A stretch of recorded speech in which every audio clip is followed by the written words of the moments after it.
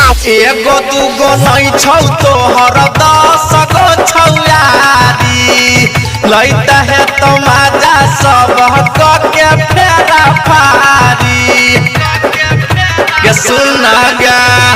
एगो दूगो नहीं छौ तोहर 10 गो छौयारी लैता है तो मजा सब के फेरा फारी। एगो से नहीं तू पटले तोरा सब कोई मिल के पटल को। एगो से नहीं तू पटले तोरा सब कोई मिल के पटल को। रूप के छोरा चुमा लूंगी बिछा के ललकौ है के धुआं ग्रुप के छोरा चुमा लूंगी बिछा के ललकौ। रिकॉर्डिंग बाय सेटी फिल्म सीतामढ़ी। लूंगी बिछा के ललकौ लूंगी बिछा के DJ संतोष राज।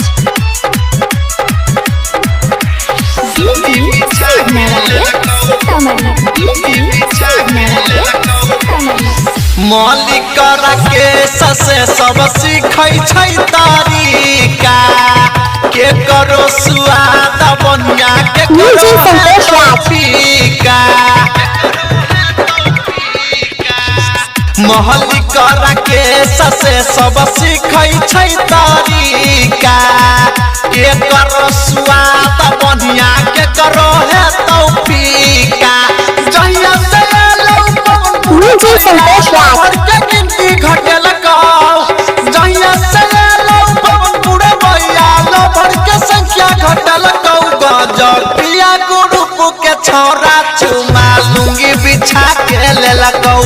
गजब पिया ग्रुप के छोरा चुमा कौन कौन जगह DJ संतोष राज।